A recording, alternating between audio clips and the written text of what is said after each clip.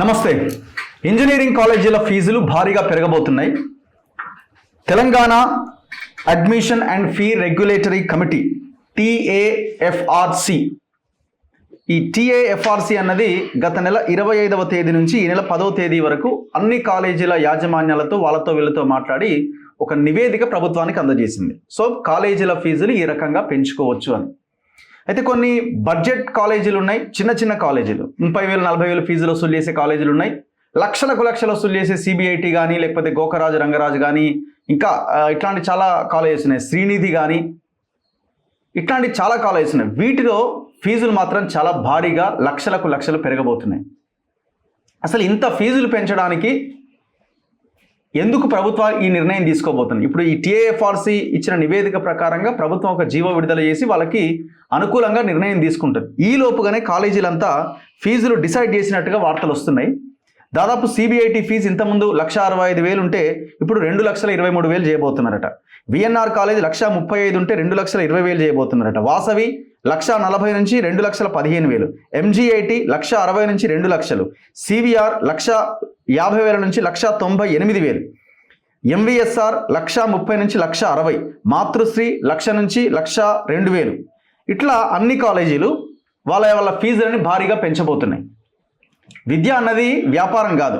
భారత రాజ్యాంగమే చెప్తున్నది విద్య అన్నది కేవలం ట్రస్ట్ రూపంలో సేవ కోసం మాత్రమే ఈ విద్యని కాలేజీలని స్కూళ్ళని ఏర్పాటు చేసుకోవాలి. చట్టం చెప్తున్నది. ఆ చట్టం ప్రకారమే వాళ్ళు కాలేజీలు కానీ స్కూళ్ళు కానీ స్థాపించారు. కానీ వాళ్ళ విద్య వ్యాపారం అయిపోయింది.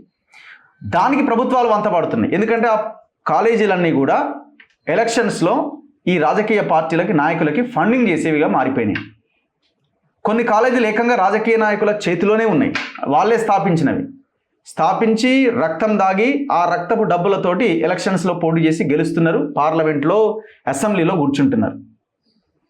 సో చాలా సీరియస్ ఇష్యూ యాక్చువల్గా. ఎందుకంటే ఇంకొక భయంకరమైన విషయం ఏంటంటే నేను చెప్పిన ఈ సోకాల్డ్ కాలేజెస్ ఏవైతే ఉన్నాయో CBIT కానీ లేకపోతే గోకరాజు రంగరాజు కానీ శ్రీనిధి కానీ వాసవి కానీ VNR విజ్ఞాన్ జ్యోతి కానీ ఇట్లాంటి కాలేజెస్లో కొన్ని కన్వీనర్ కోటా కాకుండా మేనేజ్మెంట్ కోటా సీట్లు ఉంటాయి. ఈ మేనేజ్మెంట్ కోటా సీట్లని దాదాపు 15 నుంచి 20 లక్షలకు ఒక్కొక్క సీటు అమ్ముకుంటున్నారు. ఇది చట్టవిరుద్ధం. మేనేజ్మెంట్ సీటు కూడా ఇంత ఫీజు ఉంటుందని గవర్నమెంట్ డిసైడ్ చేసి చెప్తున్నది. కానీ దాన్ని ఇష్టం వచ్చినట్టుగా అమ్ముకోవడం అన్నది ఎక్కడా లేదు.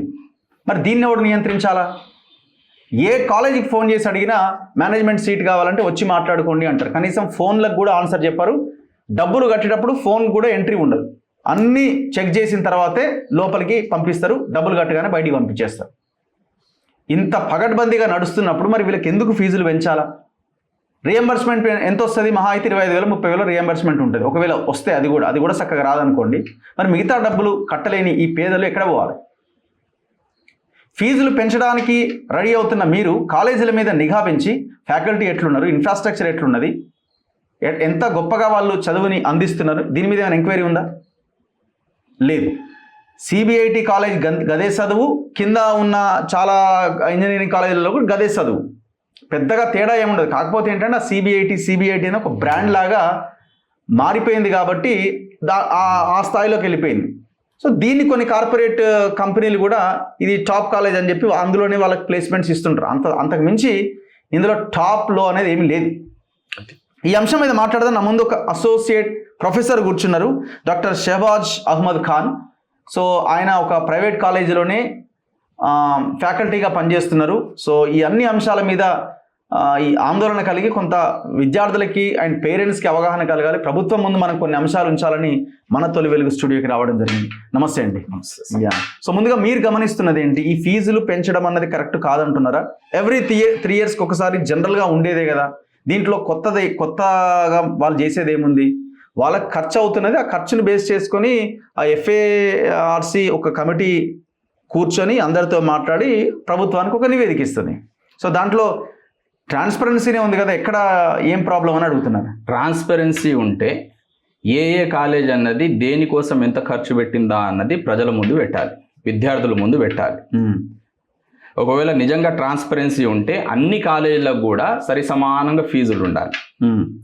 ఇప్పుడు ప్రతి 3 సంవత్సరాలకి ఒకసారి పెంచడం అన్నది జనరల్ అని మనం చెప్తున్నాం, కానీ దాన్ని జనరలైజ్ ఎందుకు చేస్తున్నారు? ప్రతి 3 సంవత్సరాలకి ఇంజనీరింగ్ కాలేజీల యొక్క ఫీజు పెంచాల్సిన అవసరం ఏముంది? ప్రతి 3 సంవత్సరాలకి అది కూడా ఒకసారి 5,000 10,000 కాకుండా మీరు లక్షలు పెంచుతా అంటే దేనికి సంకేతం ఇది? దీని వెనకాల ఎవరు లాభార్జన దాగి ఉందన్నది మనం ఆలోచించాలి. ఓకే, అయితే ఫీజులు పెంచడం అన్నది ఇది దుర్మార్గము. దీని వెనకాల ఏంటిది అంటే కాలేజ్ యాజమాన్యాల యొక్క దోపిడీ దాగి ఉందన్నట్టు. కాలేజీలకు సంబంధించిన యాజమాన్యాలు ఏవైతే ఉన్నాయో ప్రభుత్వంలో ఉన్న కొంతమందికి కమిషన్ల పేరుతోని లేకపోతే ఇంకో రూపంలో సేవ చేయడము లేకపోతే వాళ్ళకు మేలు చేయడం జరుగుతుంది. కాబట్టి ప్రభుత్వం కూడా వాళ్ళకి తలొగ్గే ప్రయత్నం చేస్తుంది. మధ్యలో బ్యూరోక్రాట్లు ఎవరైతే ఉన్నారో వాళ్ళు కూడా ప్రభుత్వాన్ని మిస్గైడ్ చేసే ప్రయత్నంలో ఉన్నారు. వాస్తవానికి ఇంతకుముందు 3 సంవత్సరాల క్రితం ఏదైతే ఫీజు పెరిగిందో అదే పెద్ద నష్టం చేసింది విద్యార్థులకి, తల్లిదండ్రులకి. ఇప్పుడు మళ్ళీ ఏంటిది అంటే అంతటితో ఆగకుండా మళ్ళీ ఒక 100 రెట్ల ఫీజు 90% 80% పెంచుతాము అంటే ప్రభుత్వం మొద్దు నిద్రపోతుందా?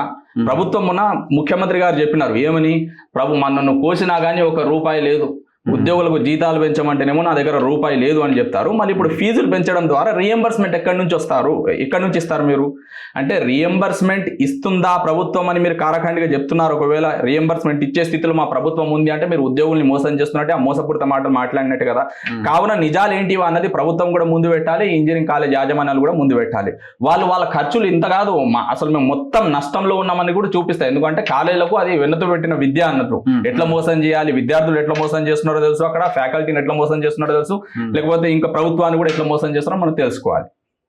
ఓకే, సో ఇప్పుడు ఇది పెంచడం దుర్మార్గం అంటున్నారు, పెంచడం కరెక్టే అని వాళ్ళు ఆల్రెడీ పెంచేసుకుంటున్నట్టున్నారు. అదే సో మాకు ఖర్చు పెరుగుతుందని అంటున్నారు కదా, ఖర్చు పెరిగే అవకాశం ఏం లేదా వాళ్ళకి? ముమ్మాటికి లేదు. వాళ్ళు ఏం చేస్తారంటే సార్ ఖర్చులు దేనికి ఉంటాయి? మన కొత్త కంప్యూటర్లు 3 సంవత్సరాలకు ఒకసారి కొంటున్నారా? కొత్త మెషిన్లు ఏమైనా 3 సంవత్సరాలకు ఒకసారి కొంటున్నారా? లేకపోతే కొత్తగా సున్నం వేపిస్తున్నారా కాలేజ్కి 3 సంవత్సరాలకు ఒకసారి? లేకపోతే 3 సంవత్సరాల లోపల ఏదైతే ఫ్యాకల్టీకి యాజ్ పర్ నామ్స్ ఏవైతే శాలరీలు ఇవ్వాలి, లేకపోతే నాన్ టీచింగ్ స్టాఫ్కి ఏదైతే శాలరీలు ఇవ్వాలో యాజ్ పర్ యూజీసీ నామ్స్ కానివ్వండి, ఏఐసిటీ నామ్స్ కానివ్వండి, యాజ్ పర్ గవర్నమెంట్ నామ్స్ ఇవ్వాలని అవి ఏమైనా ఇస్తున్నారా? అవన్నీ ఏమి లేవు. వీళ్ళు కేవలం బోగస్ సర్టిఫికెట్ విద్యార్థులకు ఇచ్చి అటెండెన్స్ లేకున్నా కానీ ఏదో ప్రోగ్రామ్ కండక్ట్ చేస్తామని ఒక ఆన్లైన్లో లేకపోతే ఒక అడ్వర్టైజ్మెంట్ చేస్తారు, మా దగ్గర ఒక FDP కండక్ట్ చేస్తున్నాము, లేకపోతే ఈ ఫలానా టెక్నికల్ ప్రోగ్రామ్ కండక్ట్ చేస్తున్నాము, లేకపోతే ఇంకో కాన్ఫరెన్స్ కండక్ట్ చేస్తున్నాం అన్నట్టు చేస్తారు. ఇంటర్నల్గా వాళ్ళు మొత్తం ఏంటిదంటే ఫేక్ సర్టిఫికేట్లు ఇచ్చుకుంటా, లేకపోతే విద్యార్థులు రాకున్నా కానీ లేకపోతే పార్టిసిపెంట్లు లేకున్నా కానీ వచ్చినట్టు చూపించుకొని మా దగ్గర ఇంత ఖర్చు అయింది, ఈ ప్రోగ్రామ్ మేము విద్యార్థుల క్షేమం కోరి, వాళ్ళ మేలు కోరి, వాళ్ళ క్వాలిటీ ఎడ్యుకేషన్ కోసం చేసినామని చెప్పుకుంటాయి అన్నట్టు. అటువంటి రిపోర్ట్లని తయారు చేసి ప్రభుత్వం ముందు పెడతాయి అన్నట్టు. అది పెట్టినప్పుడు ప్రభుత్వం మోసపోతుంది. అదే చేస్తున్నారు. వాస్తవానికి వాళ్ళు చేసేది ఏం లేదు. నేను ఇప్పుడు చెప్తాను, కోకాపేట సైడ్ ఒక 2 కాలేజీలు ఉన్నాయి అన్నట్టు. పెద్ద పేరు ఉంది ఆ కాలేజీలకి. వాస్తవానికి అవి పాత కాలేజీలు, చాలా మందికి గుర్తుండే ఉంటాయి పేర్లు. దాదాపు బ్రాండ్ ఇమేజ్ క్రియేట్ చేసుకున్నాయి అన్నట్టు 2 కాలేజీలు. అక్కడ మీరు చూడండి, ఫెస్ట్ పేరుతోని, కల్చరల్ ఫెస్ట్ పేరుతోని, టెక్నికల్ ఫెస్ట్ పేరుతోని దాదాపు 10 రోజులు ఒక ఈవెంట్ చేస్తారు వాళ్ళు. 10 రోజులు. అన్ని టాప్ కాలేజీలలో కూడా ఉంది కదా, చాలా కాలేజీలలో. అన్ని కాలేజీలలో ఏంటిదంటే 1 రోజు లేదా 2 రోజులు. అది కూడా ఏంటిదంటే పొద్దున్న 9 నుంచి 5-6 గంటల వరకు ఉంటది. ఈ కాలేజీల పరిస్థితి మరీ ఘోరంగా ఉంది. ఎందుకంటే పెద్ద డప్పు కొట్టుకుంటాయి ఈ కాలేజీలో. బయట మా కాలేజీలో ఇది ఉంటది, అది ఉంటది, మేము ఇట్లా చేస్తాము, అట్లా చేస్తాము, మాకు ఇక తిరిగే లేదు అన్నట్టు చెప్పుకుంటాయి. 10 రోజులు లేదా 8 రోజులు ఫెస్ట్ నిర్వహించడం జరుగుతుంది. అది పొద్దున్న 9 గంటల నుంచి రాత్రి 12 గంటల వరకు అబ్బాయిలు అమ్మాయిలు విచ్చలవిడి తత్వం ఉన్నట్టు డ్రగ్స్ కల్చర్ మొత్తం అక్కడనే అలవాటు అవుతుంది. నిజం చెప్పాలంటే ఇప్పుడు మన రాష్ట్రంలో కానివ్వండి, 2 తెలుగు రాష్ట్రాల్లో విద్యార్థుల్లో డ్రగ్స్ కల్చర్ రావడానికి కూడా అటువంటి కాలేజీలే కారణము.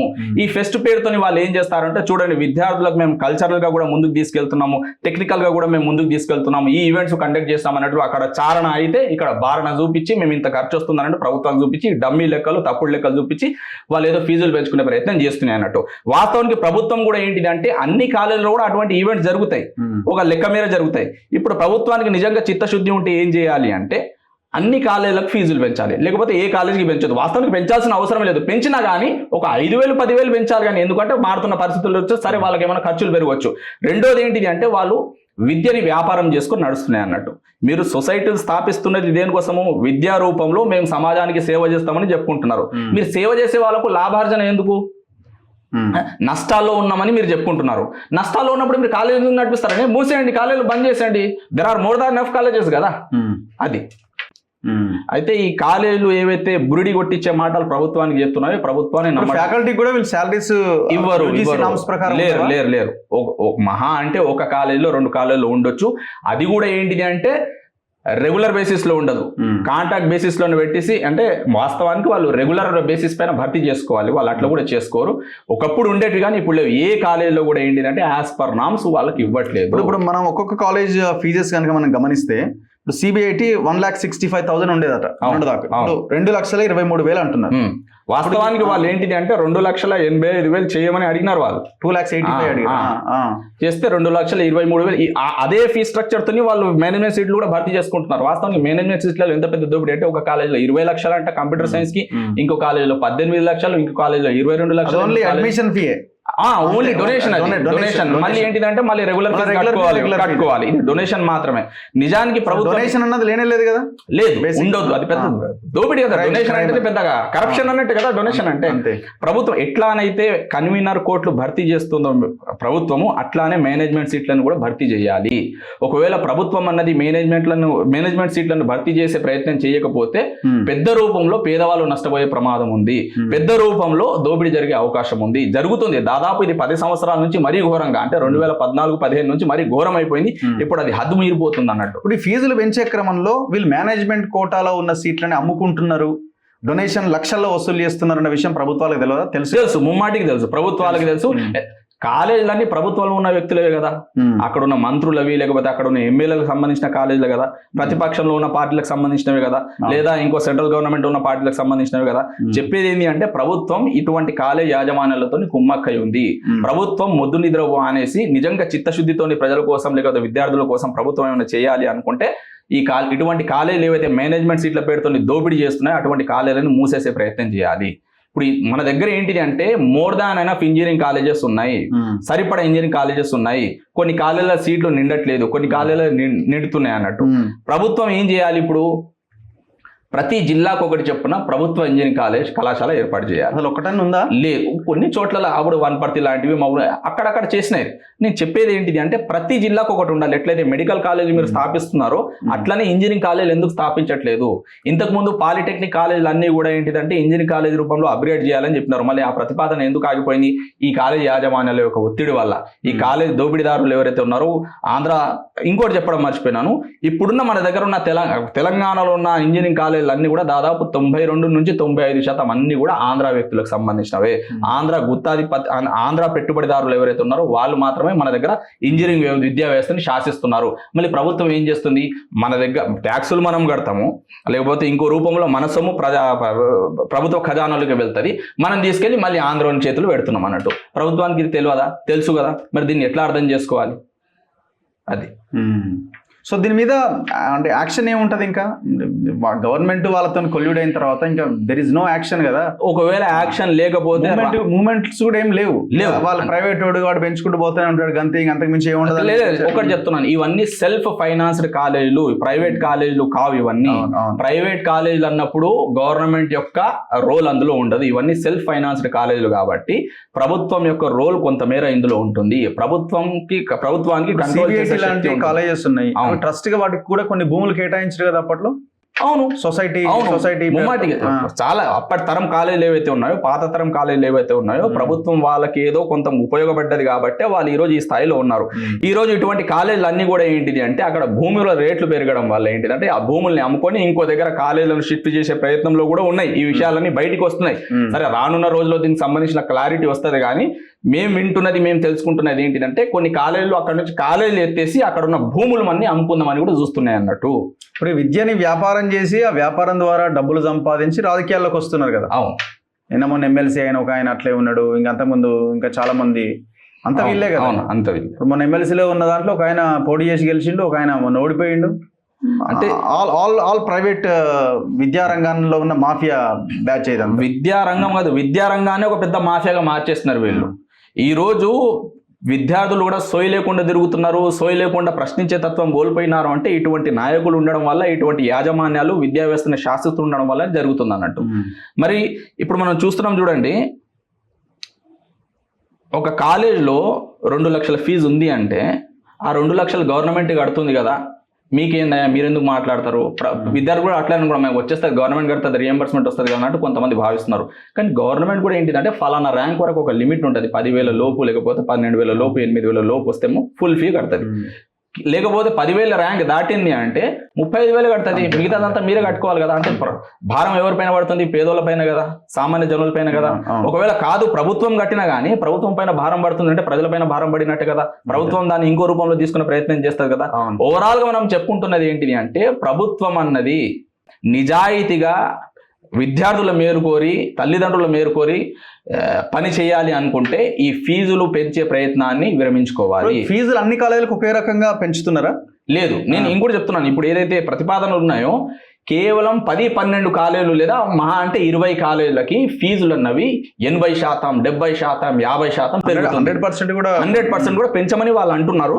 సరే 100% వేస్తే మొత్తం పాలు నీళ్ళు అయిపోతాయి కాబట్టి ప్రభుత్వం కూడా ఏంటిదంటే అట్లా కాదు బాబు 70-80 అన్నట్టు వాళ్ళకు కూడా ఏంటిదంటే బుజ్జగించే ప్రయత్నం చేసి మిగతా వాటికి చాలా మటుకు కాలేజీలు దాదాపు 40% కాలేజీలకు ఫీజు పెరిగే అవకాశం లేదు, ఫీజు పెంచట్లేదు.